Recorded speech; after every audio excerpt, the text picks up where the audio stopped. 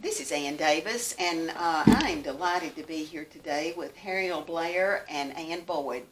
This is the 23rd day of November and of 2020, and we're just excited about learning a little bit more about Hannah Richards. Ann and Harriel have both served on the Board of Trustees. In fact, Ann is our new upcoming vice president, moving up to presidency, and Harriel is a past president of the museum, and just a wealth of knowledge. And ladies, I want to thank both of you for coming today. We appreciate you being here and doing this because we're capturing some history I think is very important to McMinn County. We will be talking about Hannah Richards, and I'm going to just ask you, can you all tell me just a little bit about Hannah Richards' early life? I read where she was born in Virginia in the 1800s. 1850. The Tennessee State Museum published an article, I think it was 2, maybe 3 years ago, about Hannah Richards, and they got that information from William Richards' records in the Library of Congress.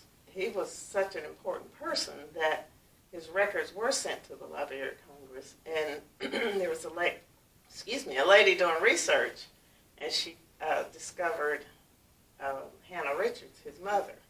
So she published an article that went with Women's Suffrage Month, and sent me that article, and from there I started searching McMinn County, because Hannah was in McMinn County. She was from McMinn County. William Richards was born here. So it all kind of snowballed from there, that one article that had to do with women's suffrage. Good. Well, that's something I didn't realize. How did Hannah come to Tennessee? I know she belonged to Gabriel Richards, who moved to Roane County in 1805. How old was she when she came to Tennessee? Well, she was young. I don't know the exact age, but she came from, as you said, from Virginia to Roane County first. And then, the research doesn't give us a whole lot, but that Gabriel Richards moved to McMinn County, and that's where she grew up and became an adult. And that's where she lived her life out here in McMinn County. And I understand she was set free in 1826? 1828. 1828, okay. That's when Gabriel Richards died, Okay. and in his will he freed Hannah. Okay. Well, and her life just is fascinating. She shows she wasn't free that long, and she was arrested. Right. Can you all tell me a little bit more about how that happened? She was arrested for what they said was harboring a slave. And it says boy, but I don't know if it was a young boy or if it was a friend of hers. It doesn't really give us that much information. But she was breaking the law at that time, and so she was fined. And if she could not pay the fines, then she would be enslaved again. That's just amazing to me. Apparently he was a slave. His name was Sandy. It mentioned it in the court case. It mentioned his name was Sandy. And of course they called all Negro slaves back in the day a boy. So he could have been the same age as Hannah, I suspect. And it could have been her boyfriend or whatever. But he was not where he was supposed to be. He was at Hannah's house, and he should have been at wherever his master was. It said that I guess he was being watched, and that every Sunday night he was at Hannah's. So evidently he was being watched for them to know when he was at her house. Right. It's just hard to believe that would be against the law. Oh, yeah, because slaves had to have papers to be somewhere that they weren't supposed to be. If they weren't on the plantation or on the land or at the house where they were owned, they would get fined if they were missing for a certain amount of time. and that's what Sandy was doing. He was staying at Hannah's house on Sunday night, which was probably the only time that he could get there. But then they found out that he was there, and Hannah was the one. I'm sure he probably got a beating, but Hannah got fined because she was a free woman, so they couldn't do anything to her. And she probably had to, back then, if you were free, you would have to keep your papers on you at all times to prove that you were not enslaved. And during that time when slaves would go and work for at other plantations, they would have to have permission from their slave owner, and they would have to have that written permission to go and work for someone else. So, and even while Hannah was free, she got stole, I think, a couple of times. She was captured and taken to Georgia one time, and I forget Alabama, because apparently they didn't believe her papers, or she didn't have her papers with her. You know, she didn't have those papers. Slave traders or whatever could capture slaves and go sell them off to another plantation. But what's amazing about this woman is she got back. She got back to Athens, and still lived as a free woman, which I think in the early 1800s is an absolutely amazing feat and determination for a woman to get back. And and she must have been well liked in the community. Yeah. Because it says that when her grandson was captured, that the white people in the community helped get him back. So I would say she was very well liked, very well respected in the community with among white people. Yeah. And somebody doing some research said that her house would have been where the church is across the little creek right there, that her house would have been St. Paul. St. Paul. It would have been right in that area. Okay. East Denali Creek. Yeah, and there was also a little school, I think, next to her house or something, so she may have been instrumental in getting that school built so that her grandson could go to school. But what is our big mystery, and I think it is for Harriel too, is her daughter. She had a daughter named Mary. Of course, she had to have a child to have a grandchild. So her daughter Mary, the only time I can find her is in I think it was 1860 census. And that's the only mention of how Mary, it said Mary, and she was 18. She died when William Richards was 4 years old. Well, the first time it mentioned William is when he was 4. 4 years so old. She may have died before then. Well, she could have died before then, but it mentioned that he was 4 years old. And he was living with his grandmother. So she could have died earlier, but so he may not have had a lot of memories of his mother. So that big mystery is, where did Mary come from? Who was her father? Who were her other relatives? And, so there may be some more relatives. And then when we got the letter I found the letter also in William Richards' papers in the Library of Congress. My nephew found those. It mentioned 3 families in McMinn County that received an inheritance from William Richards. So he had relatives. It's just a matter of tracing who those relatives are. Of course, they're long gone, but it's just a matter of tracing their family line to see who those relatives were. I think we traced, some of them lived in Lanetown, maybe the Marline families, the Smith families. Yeah. And his father is unknown, but they said he's a mulatto, so it probably means that his father was white. Yes. Now, Mary had the Richards name as well, Yes. didn't she? So we don't know if Hannah, that was her maiden name, or if she married it sometimes. Do you know if she ever married, does it say? Hannah Richards. Hannah. No, she kept her slave name. Okay. Well, I know she got Richards from her slave, Right. but did she, I've never read where she married. No. Changed her name, Mhm. last name. I was, pardon me, reading the fines here. They were just amazing to me also. $2.20 for harboring and entertaining. $2 for a jail fee, Right. 75 cents for the justice of the peace, and $2 additional if she did not pay all the costs, plus she could be sold back into slavery for non-payment. Harriel, you mentioned that earlier. That's I just think that was the gist of the whole case. Because she was a free woman, she did things that not a lot of free black women were brave enough to do and had the nerve to do, you know. Take someone to court. Take someone to court.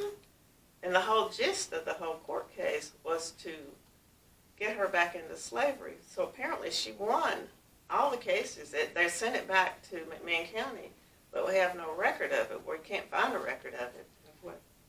Well, And she didn't go to jail. evidently, her case, I am guessing, Right. it may have been dismissed Mhm. since we have no record of her ever being in jail. Mm. Yeah. That it could have been dismissed. you want to hope that that's what happened. Yes. Yeah. Oh, yeah. And she died a free woman. And her appeal went to the Tennessee Supreme Court, and they returned the case to McMinn County, as you all have mentioned. And we don't know, as you said, what happened to the documentation. Of course, there was a fire in 1964, I believe it was, and I think some documents were lost during that time, but we'll never know, will we? Yeah. Never know. Well, can you tell us a little bit about Hannah's grandson, William? William was an extraordinary man. He was reared by his grandmother, and just from his upbringing, she was a believer, a strong believer in education. And I think it was he went to the Quaker school. Then Quakers would come south and open up schools for free slaves, and that's how they got their education. And so William went to that school, and I think that school changed his life, got his education, and of course he went on to become successful. And he met the teacher, and help me, the teacher's name? Julia Oh, Julia Nelson. Nelson. Julia B. Nelson. Yeah. And he You know met what's her. funny about William? He was born on January 15th. Dr. Dr. King's birthday. was born on that day. So there must be brilliant people born. In Not all of them. January. But on January the 15th, those schools back in the day after slavery, they were called Friends Mission School. And they were by the Quakers. Run by the Quakers. And he actually taught school at one of their schools, Mount Harmony. Was the school that he taught at. Then he went to Warner Institute in Jonesboro. And I think Jonesboro is probably the oldest town in Tennessee. It I believe. is. Yeah. It is. So that's where he went to school, and from there he went to Howard. And when he graduated, what's his name? The President of the United States. Why can't I remember his name? Anyway, he said of William Richards, he gave the address at his graduation, William Richards did, and the president said, "This man will be somebody. He's going somewhere." And William fulfilled those. He graduated top of his class. Very top of his class. Top of his class. It was valedictorian, Howard University. His grandmother certainly had a huge influence on him, didn't Oh she? my, yeah. And well, now he came back to Athens and practiced law for a while, didn't he? He came back, and he practiced law, and he was admitted to the Tennessee bar, which, when you think about that, that was really rare. Rare, Yeah. very rare. 1887. Uh-huh. 1887, he was admitted to the bar. And this was, and he was also elected a delegate to the Congressional and State Republican Party. That's quite substantial for that time period. And he was elected an alderman, and then from there he became the first mayor. First African-American man.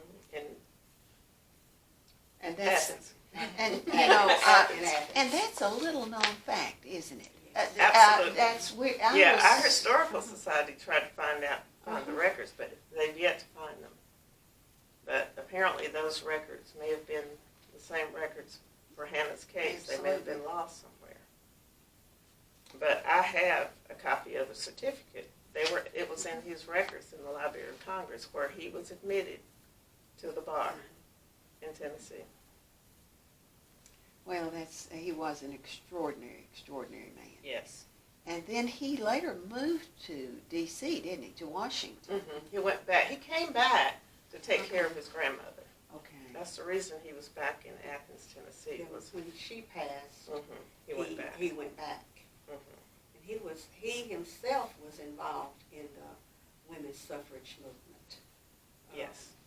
So that's something that kind of ties into our county too, Uh-huh. not only with Mr. Burns, but we also had an African American man that was supportive of the women's suffrage movement during that time. And that connection was made here in Athens, Tennessee, because Julia B. Nelson was a teacher sent by the Quakers. She was sent to various, probably 2 or 3 states in the South. And she talked about, in her memoirs, she talked about how poor the Negro people were and how cold it was that winter when she was here. She said, one statement, she said, I'm afraid if I keep giving away my, supplies, that I'll freeze to death, because it was, she felt so much pity on the people because they didn't have anything to buy wood with. Their places were so cold and so, but she was still teaching. She was determined to teach, and then that's where she met William Richards. And she also, in the evening, she would teach the adults because there were so many adults that couldn't read and write. So they would come in the evenings, and then she would also teach them. So that was like adult basic education. It was. You know that one well, don't you? Yeah. Adult basic education. It was, wasn't it? Absolutely. Yeah. Well, it was. Well, it's and he taught at Howard University at a point in his life too, didn't he? He did several things. He was worked professional. at the post office. So he had several very important positions. When he returned to D.C., he was professor of international law at Howard University. Okay. So, and then he became a clerk at the Interior Department in Washington, D.C. And in that day and time, in 1890, that was rare to have a black man. Oh. But the one significant thing that I found in his records, too, that he was one of the originators for the NAACP. He was with W.E.B. Du Bois. He was actually their lawyer that gave them advice on how to set up the NAACP. And you, having served as president, are carrying on a legacy there then. From McMinn County. For McMinn County, absolutely. He would be very proud, I'm sure. But he was also admitted to the bar of the Supreme Court to argue a case for, I believe it was Julia B. Nelson, for women's suffrage. Really? So that means we have 2 people from 2 Madison people. County Yeah. argued before the Supreme Court. Amazing. Just Yeah. absolutely amazing what he accomplished in his life. And, most of the people who achieve that type of thing come from wealthier families with lots of backing and connections and lawyers in the family and all of those things. And it's just absolutely amazing to realize what he accomplished and what he overcame to be the man that he. And I think it all has to do with his grandmother, Hannah. Absolutely. Hannah. She had a determined spirit. And I wonder, for myself, how many slaves did Gabriel Richards free? Was it just one? Or was it sounds like it was just one slave. Maybe she was, working personally with him. And when he got to McMinn County, he saw potential in her or something, but she became, he freed her. And from that, she went on to have a family that was free. They were born free. Well, and the nice thing, Hannah died in 1889, I believe, didn't she? Yes. But she lived to see him admitted to the bar, didn't she? Yes. Here in McMinn County. And you can So just she imagine. She got to see some of his success, Right. which was Yeah. a blessing. Absolutely. Well, ladies, you all have just, I have read and studied a little bit about Hannah Richards and William Richards, but you've told me so much of the background that I didn't know, and I think this is a really good thing for us to capture here and keep in our archives. Is there anything else you all can think of that you might want to add? Well, if we're she's- talking about, I'm sorry. Yeah. Okay, Ann and Laura and Tom and Patsy and I did a trip to the Cedar Grove Cemetery. Mhm. Okay. And we think we have found where she's buried. Really? Laura said she's going to do some more investigating. She's going to look at some of the records that they have on the Cedar Grove and try to find exactly if that's the spot where we think she's buried. And then look into getting her a headstone. I think that would be wonderful. most appropriate I think so too. for us as a community. We know that William is buried in D.C. And I think I even found a record where, which cemetery he was buried in. But for Hannah, McMinn County was her home and was the place she's buried. And like Harriel said, we actually looked at the spot, and we just need to get a headstone there. That's one. Well, congratulations on finding that, because that's a significant piece of history as well. Now, did William marry? Did he ever marry? Or Never was he- married. No, he never married. He didn't have any. It was too His busy. family. Yeah, he was. He was that. He didn't have any family other than maybe some distant relatives here in McMinn County. Right. So he never married or anything.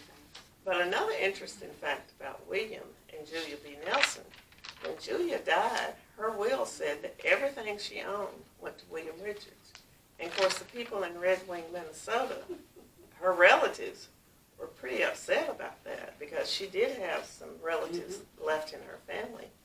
And I don't know if it was relatives or just friends that were kind of upset that she left everything to William, because she said they became like family. He was like her son. So people started yakking, well, was he more than just a friend? Was he more than this? But he inherited all of whatever she owned, some property in Red Wing, and I guess eventually he probably sold that. And then he owns property here in McMinn County. I think that was left to relatives, or the relatives that were in that letter that Mr. Nash wrote to the lawyer that was handling his estate. And I thought it was funny when my nephew was at the Library of Congress, he was photographing stuff and sending it to me. He said, I saw this letter that had J.L. Cook's skull on the top of it, and I thought this might be interesting. It was in William Richards' file and had Mr. Nash's signature and name on it. I said, thank you so much. That's the most precious piece of correspondence that you could have sent. I think there were 2 letters from Also, Mr. Nash. during Julia Nelson's time as participating in the women's suffrage movement, he helped her financially. Yes. So if she was low on funds and needed, he would send her money, and she said she'd always pay it back. Yeah, they had records. But he was helping her financially when she helped. So that may be one reason she maybe She left felt everything to him. that she left everything to him. I'd say so. Well, ladies, I tell you, this has just been a fascinating interview, and I thank you both so very much for taking your time and sharing with us today. And I think this is something that will mean a lot in years to come to future generations to be able to access this information. And thank you both. This is a very special day. Thank you Thank you. for being here. Thank you.